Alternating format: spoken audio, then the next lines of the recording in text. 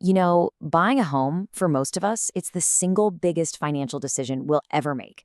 So today, we're going to break down a really important piece of law that's designed to protect you during that exact moment, the SAFE Act. Seriously, just think about that. When you're making this huge, life-changing purchase, how can you be sure the person arranging your loan is actually qualified, that they're ethical, that they have your back? It's a massive question of trust. And luckily, there's a system for that. And yep, that system is the SAFE Act. The name really says it all. It's a whole framework built to make the home loan process safer for you, the person actually borrowing the money. Okay, so let's get into it. What exactly is the SAFE Act, and how does it create this foundation of safety we're talking about in the mortgage world? So here's the official definition. It was passed back in 2008, right in the wake of the big financial crisis. Its full name is the Secure and Fair Enforcement for Mortgage Licensing Act, and its whole mission is to set a national baseline of professionalism for mortgage loan originators, or MLOs, all with the goal of protecting consumers and stamping out fraud. And what's really cool is the whole idea is baked right into its name. SAFE literally stands for standardized, accountable, fair, and enforced. It means having the same rules for everyone, holding people accountable for their actions, promoting fairness, and actually having the power to enforce it all. Now, here's where it gets interesting. Not every MLO is treated the exact same way. There are actually two different paths they can take, and it all depends on where they work. This is the big difference between being licensed versus being registered. So here's how that split works. On one side, you've got your state-licensed MLOs. These are the folks who work for places like mortgage companies or mortgage brokers. They have to go through a much tougher licensing process. Then, on the other side, you have registered MLOs. They work for institutions you'd recognize, like big banks or local credit unions. They still have to register with a national system, but they don't have to get that extra state license. And hey, if you want a super simple way to keep this straight in your head, just remember this. If they work for a state-regulated company, they need a license. If they work for a bank, they just need to register. State equals license, bank equals register. Easy as that.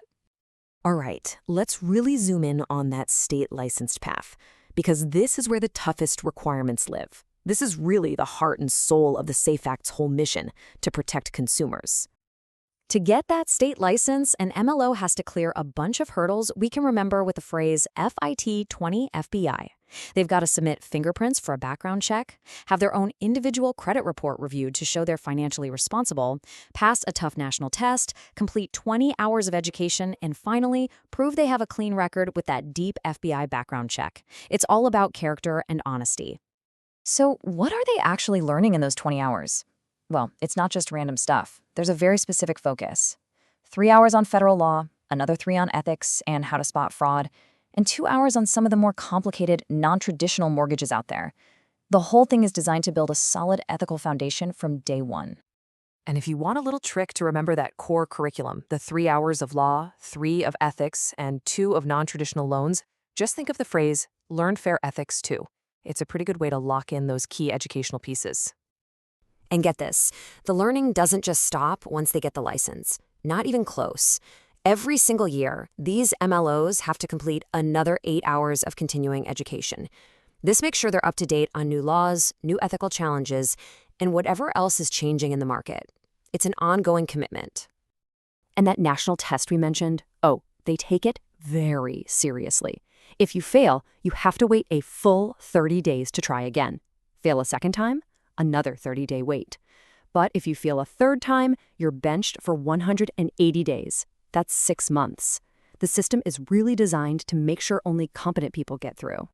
Okay, so who keeps track of all this stuff? The tests, the education, the licenses? Well, that brings us to the system that makes the whole SAFE Act work, and the very real consequences for people who don't follow the rules. Let's talk about the NMLS. Every single MLO in the country, whether they're licensed or registered, gets a unique number like this from the NMLS. That stands for the Nationwide Multi-State Licensing System and Registry. Think of this number as their permanent professional ID. It follows them for their entire career and creates a public record of their work and any trouble they've gotten into. A pretty helpful way to remember what the NMLS does is that it helps name every MLO with that unique ID, monitor them to make sure they're compliant, handle the licensing across different states, and ultimately secure the whole industry through transparency.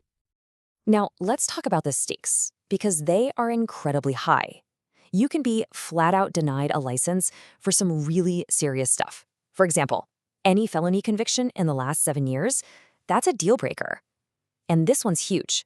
A conviction at any time in your life for something involving fraud, dishonesty, or money laundering means you are permanently banned.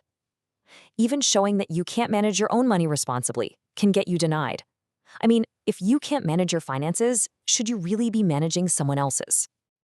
The takeaway here is just brutally simple. Just remember this rule. 7 in fraud equals no license allowed, period.